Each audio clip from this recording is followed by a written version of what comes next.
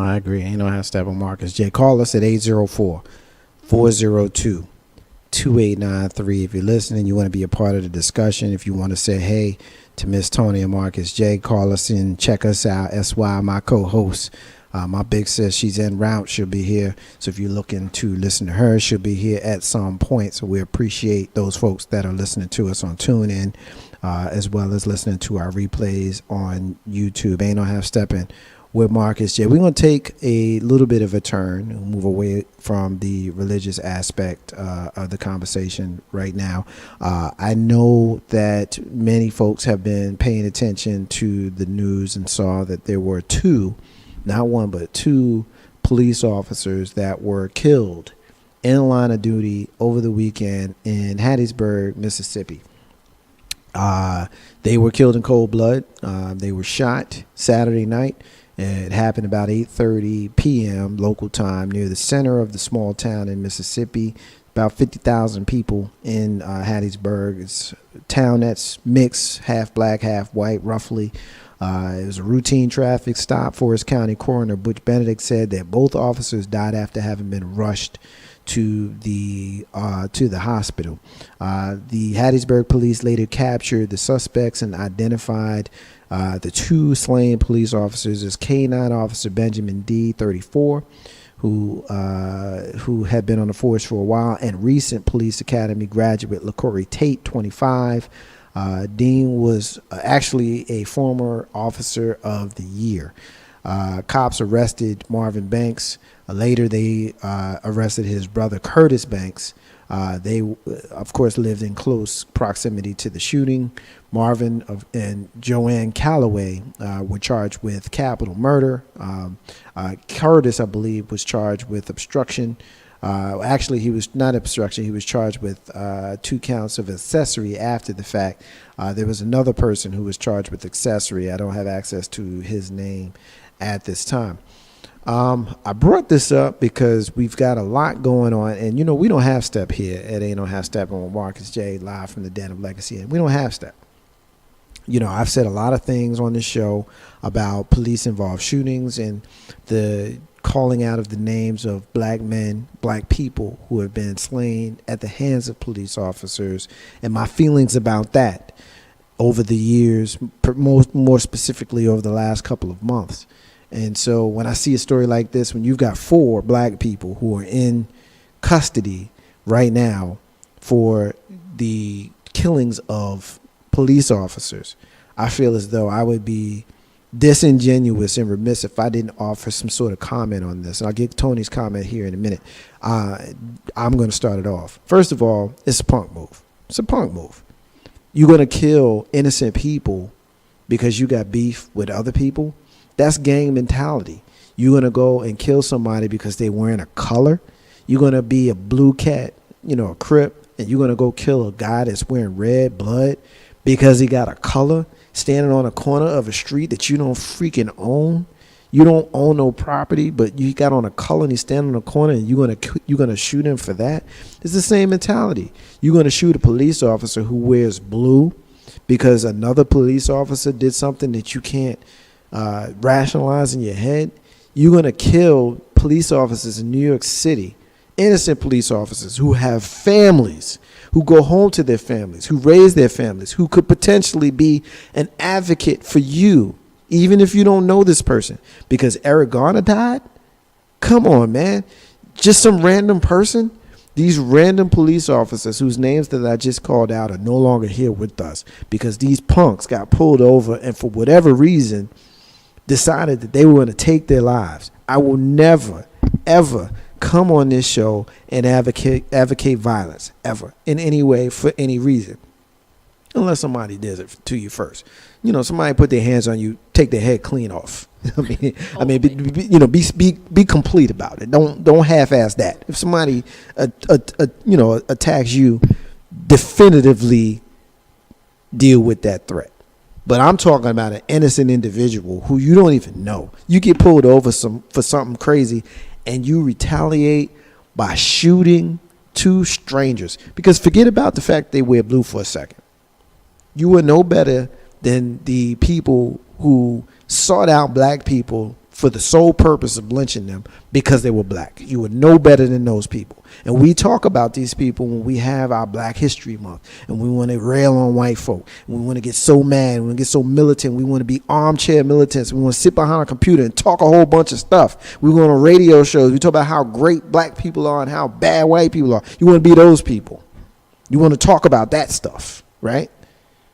You are no better if you endorse the killing, the slaying of innocent people just because they wear the color blue. Tony, what you think?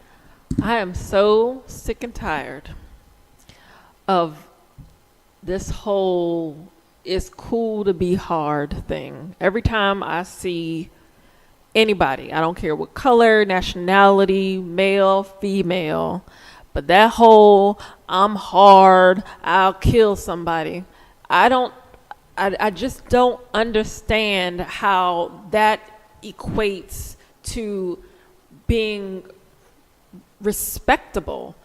I understand, people living, in a hood where they feel like they gotta rob and steal, to survive. But to just kill somebody, just so you can say, yeah, I killed somebody, absolutely unacceptable. And, like Marcus J said, it's not, you're no better than the people who do that and, on the other side of the equation. So I'm glad that they know exactly who did it, and I hope that justice is served. Ain't no half step on Marcus J. I get outraged. I literally get outraged by this because, the thing of the matter is you got people who are celebrating this, Tony. You got people who are talking about how great these people are. You got a woman, and I'm getting this one from news1.com. She got fired from her job.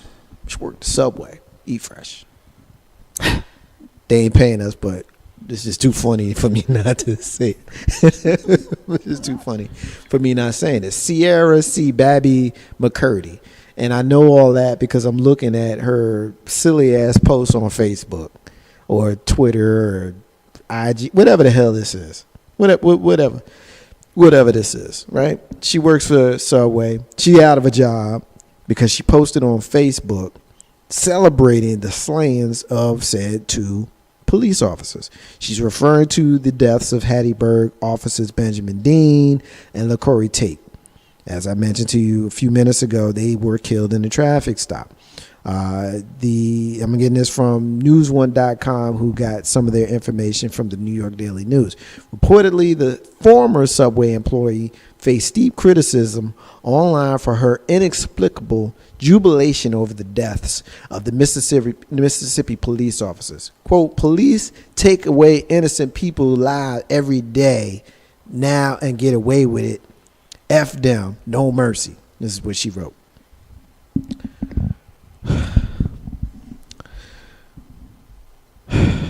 Tony, she's generalizing. See, this is when we need to bring back stuff like public, what do they call those? Public hangings. Not hangings. No funeral, just a big ass hole and drop their ass in. That's where McCurdy need to go. Well, I was gonna say the thing that they had to put the head and you put the head in there, the guillotine. Yeah, you put your head in there and you got to put your arms and just like have them at like the courthouse for like a week, and we need to bring and just make that joint back. Just tap them on the neck. And don't even get up late. And make it come down like a long so they can hear it, but then be scared with it. Don't chop their head off, but every time they hear it, they're not sure. Right. If that's going to be the time. I mean, it's just ignorance is just so, it's overwhelming. And it's so contagious.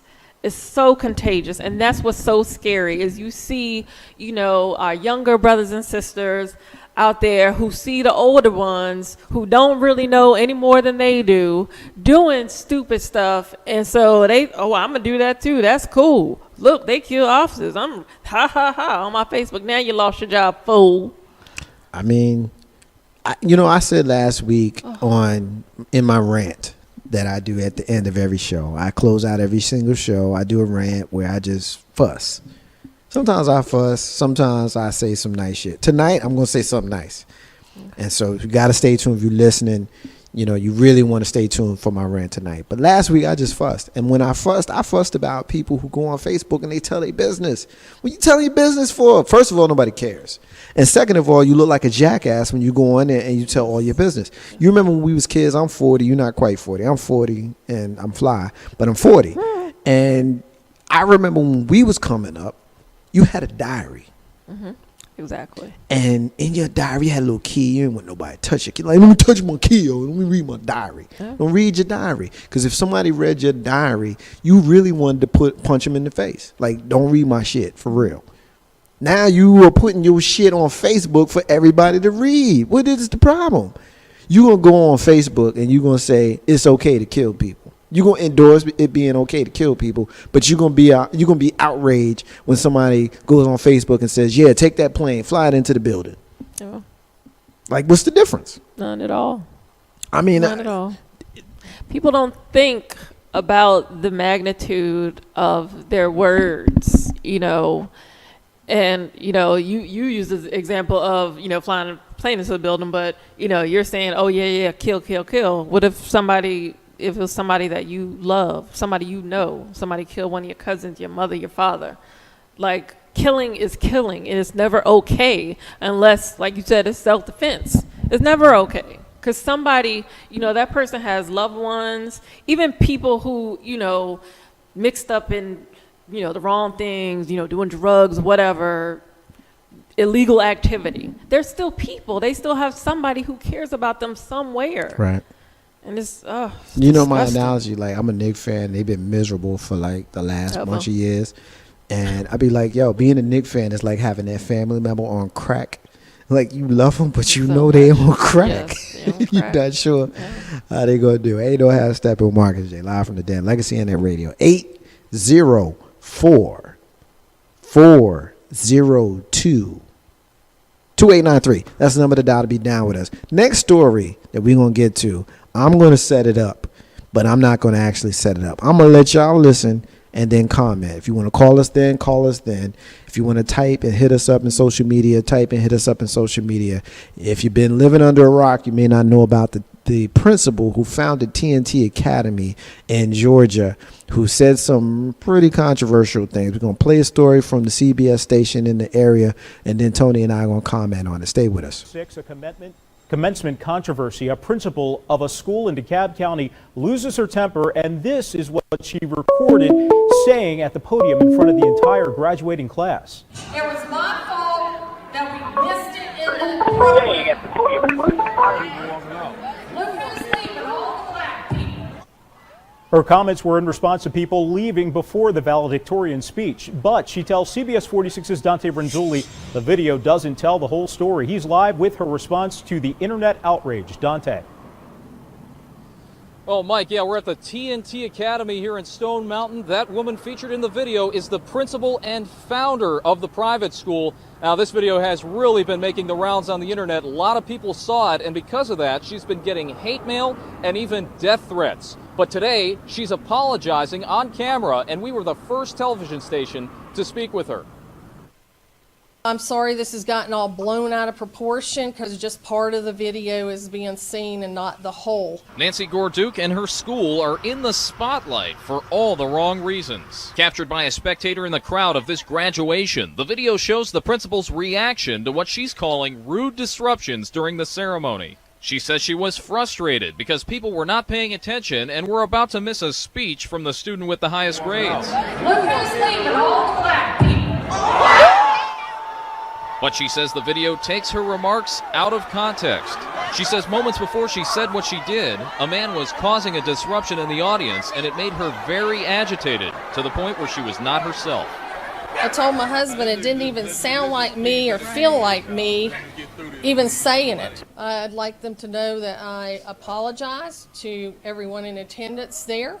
I'm sorry for what I said. Like I said, the devil was in the house. Gorduke says she really understands the gravity of her remarks now, and she's already experiencing the consequences. All these people from across the country, we've gotten over 100 emails, and they have been vulgar and really terrible. Yeah, the principal had a lot more to say on that subject. That was only a small portion of that interview. We'll get you some more of her remarks later tonight at 11. Also, we'll have reaction from people who were in the crowd during that ceremony. Reporting live from TNT Academy in Stone Mountain, I'm Dante Renzulli, CBS 46 News. Ain't no how Steppin with Marcus. You hear this now. You hear this. I'm not going to comment on it just yet because I got somebody who has some strong opinions on it, who is joining us for the very first time in quite a while. And now he ain't alone. This man is a married man. I'm happy for him. Live from the dead and legacy of that radio, but on the live line. My brother, my partner, my friend K-Dub is joining us. What's up, man? Come on, man. I give you this nice ass intro, and you listening to yourself on the radio. Cut your radio down, man, and get with me. What's going on, man?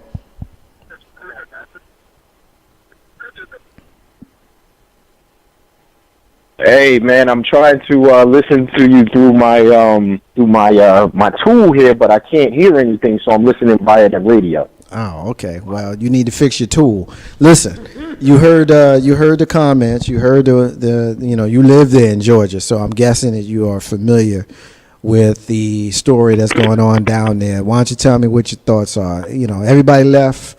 That was black. All the black people left. What you think, man?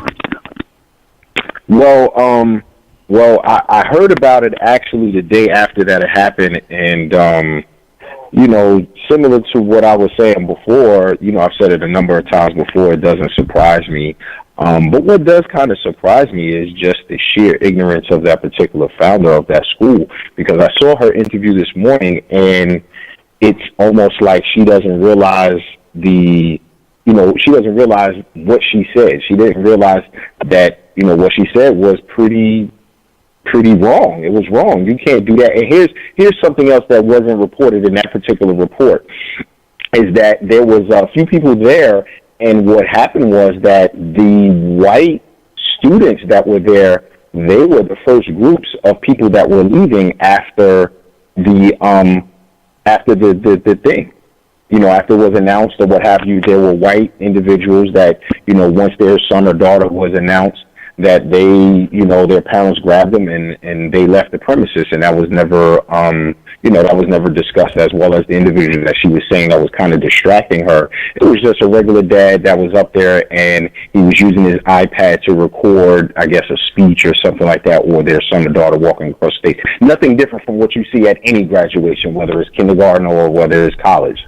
So, with this individual that made the comment, from what I understand also, is that this is not the first time that she's made remarks that were real, borderline, if not racist, borderline racist. And it's just that this particular instance, it finally was caught on video. So, I guess what I could say, man, is that, I'm not surprised. This past weekend I was discussing with someone, and I stated, a number of individuals, black people included, they don't really realize that, some comments they're thinking are racist and prejudiced until somebody calls them out on it. And this is a perfect example. Let me ask you this, K-Dub. I'm going to ask you your opinion. If there had been a black person who was standing there at the pulpit, I don't know if that's the accurate word, but you understand what I'm saying. If it had been a black person standing up there that said, "Look who's leaving, only the black people," would there have been the same kind of outrage? Still wrong. Well, wrong. I got you on still wrong, but my question is, would it be the same kind of outrage because, black people can get away with different things than white people, or not? To be realistic, it would have created a stir. Would it have created the same outrage? Nah, I don't think so. But like I stated, it's still wrong. But let's think about where we are. I'm in Georgia, and Lilburn is not too far away from me. Let's think about the time in America that we are. We got the first black president, and ever since 2008, everybody has been getting more and more loose with the lips in regards to their prejudice. Not their racism, but their prejudice against different people, whether you're black, whether you're Asian, whether you're Muslim, or whether you're Jewish. I think that in the example that you gave, granted, it probably would draw the ire of a lot of people that didn't like it, but let's just be realistic. It would not have gotten the attention that this particular situation has garnered. Okay, well, let me kind of introduce something else. I want Tony's comment. Kate, up, hold the line. I want Tony's comment on this one first. I want you to follow her. Nancy Gorduk. I don't know if I'm saying that correctly. Gorduk. My apologies if I'm saying that wrong. But Nancy, we'll just call her Nancy. Nancy's son Travis has made some news because he came to her defense over the weekend, Tony, and he went on Facebook and social media, and there's a screenshot. He's since taken it down, but once you put something on Facebook, it's there forever, because once it's a screenshot, you can't get away from it. But his quote is, quote, "Y'all ends," I think we know what ends means, "y'all ends aren't talking about shit, so if you got something to say, come see me face to face. If anyone has something to say about my mom and how she ran graduation, come say it to my face." Those are two different Facebook posts that were put up there about 2 minutes apart. So first he drops the N-bomb, and then he also has profanities. I say shit all the time on the show. I'll never say the N-word on the show. So, Tony, I want your comment first. You haven't commented at all about the situation. Just to kind of reset and recap, you got the principal who forgot to introduce the valedictorian. She dismissed the crowd at graduation. Once she dismissed the crowd, she realized that she forgot to introduce the valedictorian. And so she tried to get the crowd to come back in, kind of stabilize, but the crowd was now unruly and kind of rowdy. She got frustrated and she said, "Look at everybody who's leaving, all the black people," which of course outraged everybody that was there. And of course that video has since gone viral. She has gone public to apologize and even suggested that the devil was in the room, which was part of the reason why she made those statements. Her son has come out and said, "Y'all ends aren't talking about shit. If you got something to say, come see me to my face. If anyone has anything to say about my mom, she ran her graduation, come see me face to face." He's defending his mom. Tony, you got it all set up for you. What's your thoughts? How do you forget to introduce the valedictorian? I don't think anybody's even asked that question until now. How do you forget that? Like, Well, what? Hold up, Doug. Well, just full disclosure real quick, that the valedictorian wasn't, from what I saw, he wasn't a guy of color. So just to make sure that everybody knows that it wasn't like she didn't do it because he was black. But go ahead. Yeah, Okay. I mean, my thing was, like, yeah, what is going on with her that, I mean, kudos to her for, like, opening her own school. That's phenomenal. But she doesn't seem fit to run, like, a kindergarten classroom. How do you forget that? Two, I mean, obviously the comment is just totally unacceptable, and just another situation, I think, where it slipped out by accident, because I'm sure she's probably thought it or said it where nobody actually heard it, or the wrong people, I guess I should say, didn't hear it.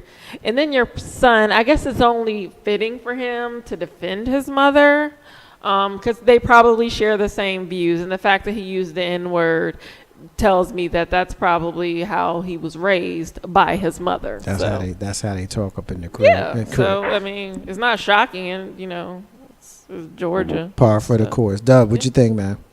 Well, one, something else that wasn't put out there on the clip that you ran, during her apology, she stated, and this is how she basically tried to soften the blow. She said, "Well, what am I supposed to call them? African American? They're not from Africa. They're American." So, keeping in mind what has been, I would say, the temperature of a lot of people when it comes to Islam, so on and so forth. If the whole thing, we are Americans, so on and so forth. So that's one thing as far as her not mental state, but just the way that she's thinking at things. And two, and Marcus J., you know me, I'm the type of individual like this, I'm willing to say her son don't really want it.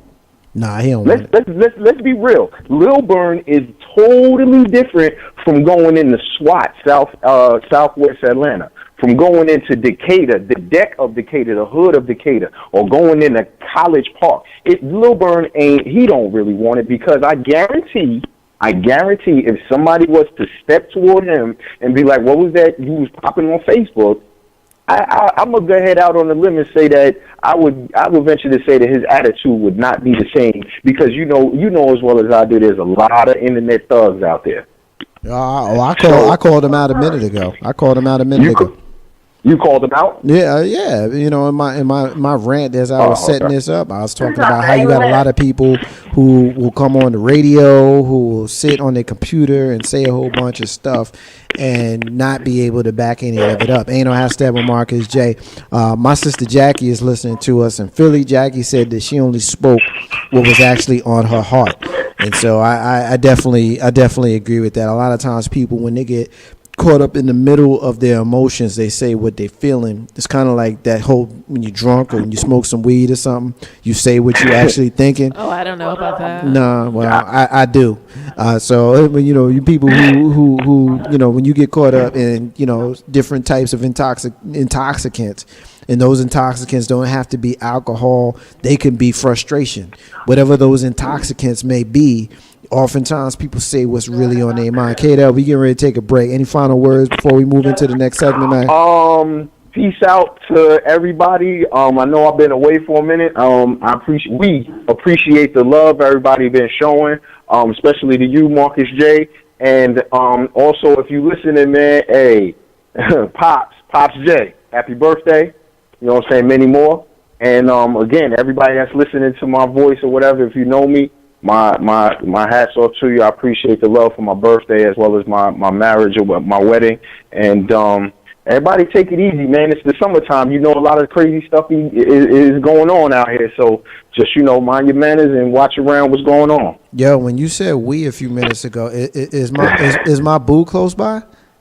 No, she's not close by, but she knows that I'm on the radio talking with you. Can you tell her that I said, hey, boo? I can deliver that message for you, Mr. Sir. My brother. All right, tell Miss Dub I said what's up. Got love for you both. I enjoyed my time with you. I did a whole rant dedicated to y'all. After having driven back all day, came straight to the studio to come right in here to do Ain't No Half Steppin' with Marcus J. After having spent the weekend with y'all. Just like what was in that bag I gave you. Oh, well, yeah, I can't tell the listeners about that. I can't tell the listeners about that. That's between you and me, my brother. Give my love to your wife, and be cool, brother. We'll talk to you soon. All right, now. Peace out, y'all. Ain't no half stepping with Marcus J. That's my brother. K did it, dub. Ain't no half stepping with Marcus J. We're going to take a break. When we come back, we got a lot more to get into, y'all. We're going to talk about the First Lady of the United States of America. She did a commencement address that is catching a little bit of, shall we say, ire from folks in the world of social media here in the United States. We're going to talk about that. And she's going to join us. The First Lady of the United States is going to join us here on Ain't No Hashtag Marcus. Yeah, I want to give some love to my sister Michelle K. Robinson. She's listening to us here tonight. Much love to her as well. Miss Tony, Marcus J. Ain't No Hashtag Marcus J with the First Lady of the United States. Be back in a few minutes.